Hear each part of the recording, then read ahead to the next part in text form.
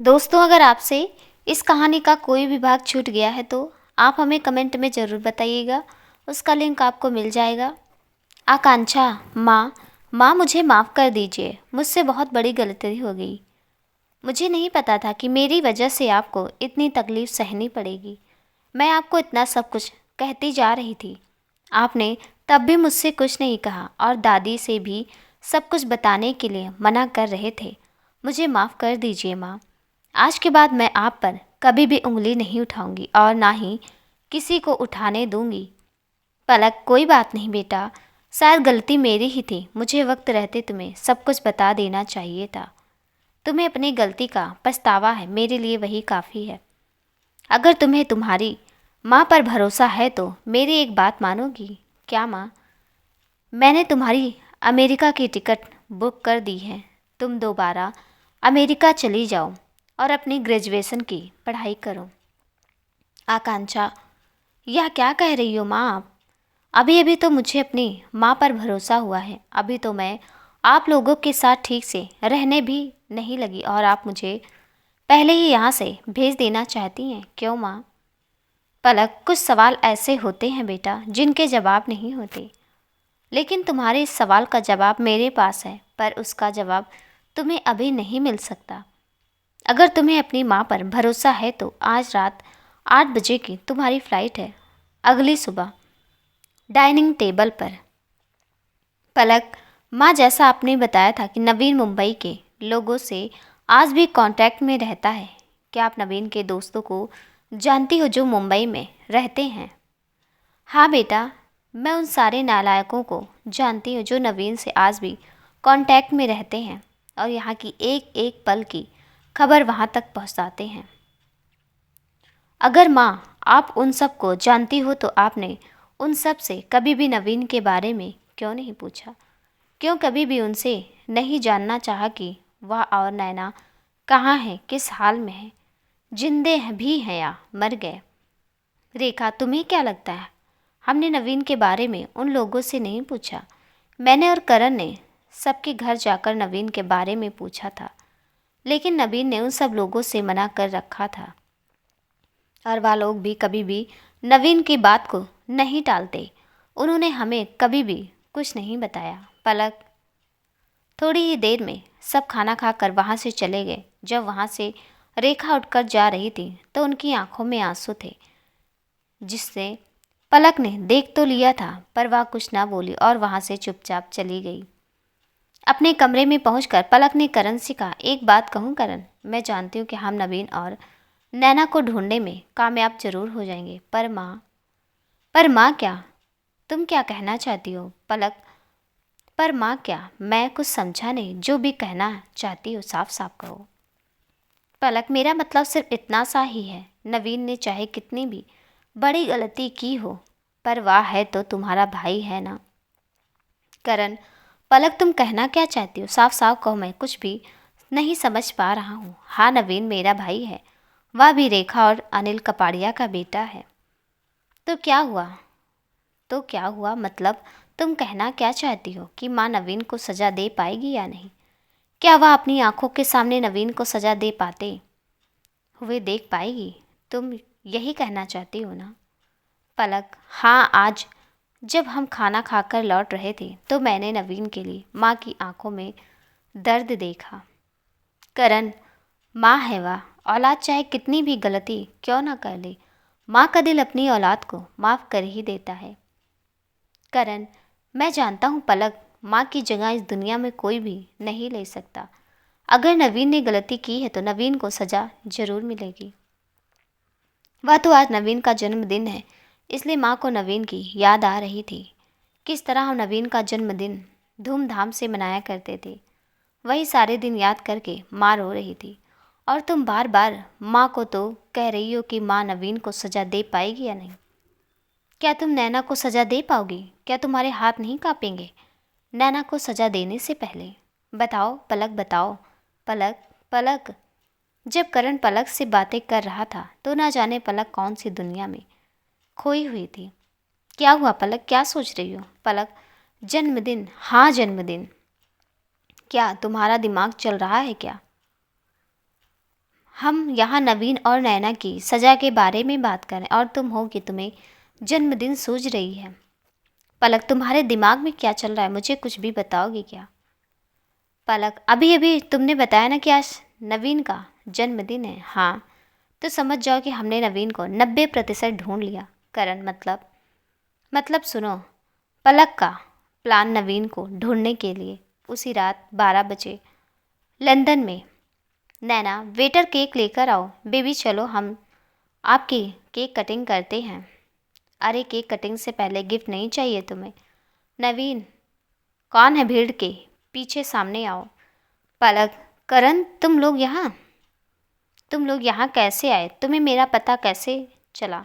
और तुम्हारी हिम्मत कैसे हुई यहाँ आने की? सिक्योरिटी, इन लोगों को यहाँ से धक्के मारकर बाहर निकाल दो और जाते जाते यह ज़रूर बता कर जाना कि तुम लोग यहाँ कैसे आए।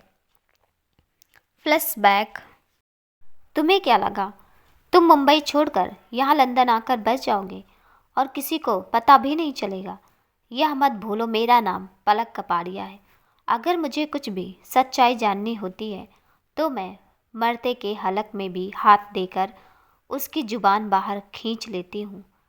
तुम तो फिर भी जिंदा हो। मैंने तुम्हारे दोस्तों से बार बार पूछा कि तुम कहाँ हो, लेकिन वो ठहरे तुम्हारी तरह नालायक बदतमीज, तो उन्होंने हमें कुछ नहीं बताया। लेकिन मैंने भी अपनी माँ से वादा किया था कि अगले 48 घंटे में तुम्हें ढूंढ कर निकाल लूँगी। जब मुझे पता चला कि आज तुम्हारा जन्मदिन है तो अभी मेरे दिमाग में तभी एक प्लान आया। या तो मैं बहुत अच्छे से जानती हूँ कि तुम अपना जन्मदिन बहुत धूमधाम से मनाते हो, तो फिर क्या था? मुझे अच्छे से पता था तुम्हारे जन्मदिन में तुम्हारे ठरकी दोस्त जरूर आएंगे। तभी मैंने और करण ने तुम्हारे दोस्तों के पीछे पुलिस को लगवा लिया और तुम्हारी सबसे पक्के दोस्त शिवांश के पीछे और करण खुद लग गए। हमने उनका पीछा किया और हमें पीछा करते करते पता चला मिस्टर नवीन कपाड़िया तो लंदन में छुपे बैठे हैं। तो बस हमने भी सोचा देवर जी का जन्मदिन है तो बर्थडे गिफ्ट तो बनता है, तो चले आए आपको आपके जन्मदिन का तोहफा देने। नवीन, तुम लोगों ने यहाँ आकर अच्छा नहीं किया। नहीं जानते यह लंदन है। मैं चाहूँ तो तुम्हें 2 मिनट में यहाँ से गायब करवा सकता हूँ, जैसे कभी तुम यहाँ आए ही ना हो। तुम्हारी भलाई इसी में है कि जहाँ से चुपचाप इंडिया वापस चले जाओ, वरना अच्छा नहीं होगा। पलक, वरना क्या? हाँ, वरना क्या? पलक को इस तरह गुस्से में देख करण भी हैरान रह गया, क्योंकि आज तक करण ने भी पलक को इतने गुस्से में नहीं देखा था। पलक बिल्कुल गुस्से में तप रही थी, मानो ऐसा लग रहा था कि नवीन ने आगे बिल्कुल भी मुजूरी की तो पलक उसे कहीं जान से ना मार डाले। नवीन, वरना मैं तुम्हें जान से मार दूंगा और किसी को पता भी नहीं चलने दूंगा। मरने की बात करते हो तो आज आजमा के देख लो। शायद तुम भूल गए हो कि तुम्हारी बीवी को मैंने किस तरह मारा था, और ज़रूरत पड़ी तो मैं तुम्हें भी मारने में देर नहीं करूँगी। नैना, यह क्या कह रही हो जी आप? वह मेरे पति हैं। आप उनके बारे में ऐसा कैसे कह सकती हो कि आपको अपनी बहन की खुशियों की बिल्कुल भी परवाह नहीं है? कि आप नहीं चाहती कि आपकी बहन खुश रहे? दूसरों का घर उजाड़ कर कब से खुश रहने लगी नैना तुम? मुझे अपनी बहन पर नाज था। मुझे नहीं पता था कि मेरी बहन भी ऐसा कुछ कर सकती है। तुमने अपनी खुशियों के लिए पूरी कपाड़िया फैमिली को धोखा दे दिया। और नवीन, तुम भी आंचल के जाने के बाद रूपल से प्यार किया था ना?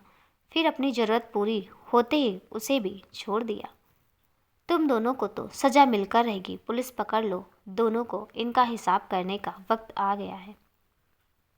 पुलिस को देखते नवीन वहाँ से भाग गया। नैना ने भी नवीन के साथ भागने की कोशिश की, लेकिन वह प्रेग्नेंट थी, इस वजह से वो भाग नहीं पाई। पुलिस के पंजे के सबसे पहले नैना फंस गई। नैना को पुलिस ने पकड़ने के बाद उन्होंने नवीन को भी कॉल लगाया और कहा अपने आप को सरेंडर कर दो, हमने नैना को भी पकड़ लिया है।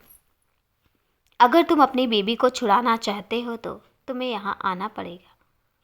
लेकिन नवीन तो था एक नंबर का मतलबी इंसान, तो उसने पुलिस से कह दिया। पकड़ लिया तो मैं क्या करूं? मेरी तरफ से वह मरे जिए कुछ भी हो, मुझे उससे कुछ मतलब नहीं है। ऐसी तो 36 आएंगी और 36 जाएंगी। नवीन के मुंह से एक एक बातें पलक के दिल को चीरती जा रही थी। नवीन की बातें सुनकर नैना बेहोश हो गई। उसे समझ ही नहीं आ रहा था वह अब क्या करे। जिसके लिए उसने अपने परिवार का साथ छोड़ा, आज उसने उसका ही साथ छोड़ दिया।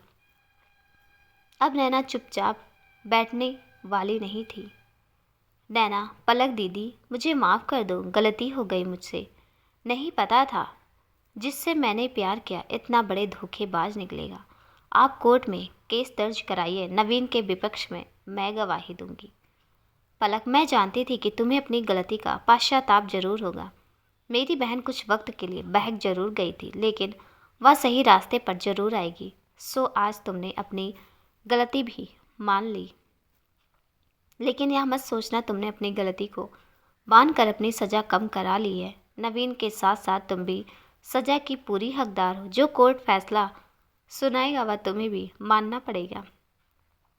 तभी फ़ोन पर एक कॉल आया जिस पर इंस्पेक्टर विजय का नाम फ्लैश हो रहा था। हेलो। हेलो पलक मैम, हमें नवीन का पता चल गया है। आप जल्दी से स्ट्रीट नंबर 24 पर आ जाइए। जबलपुर। करण वहां पहुंचे तो उन्होंने नवीन के सामने भागते हुए देखा, जिसे देखकर पलक का खून खोल गया और पलक ने भी नवीन के पीछे भागना शुरू कर दिया और इंस्पेक्टर की गन लेकर नवीन पर फायरिंग शुरू कर दी। इंस्पेक्टर विजय, क्या क्या कर रही हैं पलक? आप ऐसा नहीं कर सकती। आप कानून को अपने हाथ में नहीं ले सकती। अगर आपने ऐसा किया आपको भी जेल की सलाखों के पीछे जाना पड़ सकता है। करण कुछ सोचते हुए यह अदालत पलक के अपने हाथ में कानून लेने की और आंचल को जान से मार देने के लिए 10 साल की सज़ा सुनाती है। जब करण को यह बातें फिर से याद आई तो उसने जल्दी से भागकर पलक को पकड़ लिया और कहने लगा, एक बार तुम ही इस गलती को कर चुकी हो, इस बार मैं तुम्हें यह गलती नहीं करने दे सकता। खबरदार, अगर तुमने एक और भी गोली नवीन पर चलाई तो देख लेना, अच्छा नहीं होगा। मैं एक बार तुम्हें 10 सालों के लिए खो चुका हूँ और फिर से नहीं खोना चाहता। तुमने ही तो कहा था ना, तुमने ही तो कहा था यह हमारी कहानी की आखिरी लड़ाई है। फिर क्यों इस कहानी को और कॉम्प्लिकेट करना चाहती हो? तभी पीछे से एक आवाज़ आई, पलक दी तो नहीं मार सकती, लेकिन मैं तो मार सकती हूँ ना। जिससे पहले पलक या करण कुछ कह पाते तभी नैना ने बंदूक चला दी। नैना की गोली सीधे नवीन के पैर में जा लगी और नवीन जमीन पर गिर गया और उसे पुलिस ने पकड़ लिया। अगले दिन फैसले की घड़ी। आज सुबह 8 बजे। आज पूरा कपाड़िया परिवार अदालत के बाहर खड़ा था। आज एक भी कपाड़िया फैमिली का मेंबर ऐसा नहीं था जो वहाँ नहीं था। अदालत खुलते ही सब लोग अंदर चले गए। जैसा नैना ने कहा था कि वह नवीन के खिलाफ गवाही देगी, उसने वैसा ही किया। जज साहब, सारे सबूतों और गवाहों के मध्य नज़र रखते हुए अदालत नवीन को उम्र कैद की सज़ा सुनाती है और पलक को नवीन के हर जुल्म के और नैना को नवीन के हर जुल्म में साथ देने के लिए 5 साल की सज़ा और 2.25 करोड़ का जुर्माना घोषित करती है। नवीन, तुम लोगों को क्या लगता है कि इस कहानी का अंत हो गया? मत भूलो, मैं लौट कर ज़रूर आऊँगा और फिर से एक नई कहानी लिखूँगा। Wait and watch. रेखा, मिल गई तुम्हें तसल्ली। मेरे बेटे को उम्र कैद की सज़ा सुनवा कर मुझे तुमसे यह उम्मीद नहीं थी पलक। इतना कहकर रेखा वहाँ से चली गई। रेखा की बातें सुनकर पलक चुपचाप खड़ी रह गई। पलक, करण यह क्या कहकर चली गई माँ? इसमें मेरी क्या गलती है? माँ ने ही तो कहा था कि सज़ा सबको मिलेगी। करण, तुम चिंता मत करो पलक, माँ माँ होती है। माँ को एकदम से इतना बड़ा झटका लगा है जिसे वह सहन नहीं कर पा रही है। वक्त के साथ सारे घाव भर जाते हैं पलक। समय बहुत ही बलवान चीज़ है। फिर सारा कपाड़िया परिवार अपने अपने घर चला जाता है। उस रात पलक को नींद ही नहीं आ रही थी। उसने मन में बार बार नबीन की कही बातें गूंज रही थी। वह कभी इधर कभी उधर करवटें बदल रही थी। जब करण ने पलक उठाकर कहा, तुम चिंता मत करो पलक, नवीन अब कभी भी वापस नहीं आ पाएगा, तुम अब सो जाओ। अगली सुबह सुबह सुबह उठकर पलक ने आरती की और खाना बनाने के लिए चली गई। अब पूरा कपाड़िया फैमिली खुशहाल रहने लगा और उसे किसी बात की चिंता नहीं थी। एक अच्छी फैमिली बनकर वह लोग रहने लगे। लेकिन वह कहाँ जानते थे, यह कहानी का अंत नहीं, शुरुआत है। दोस्तों, ये कहानी इसी पर समाप्त होती है। मिलती हूँ आप लोगों से एक नई कहानी के साथ। तब तक के लिए नमस्कार।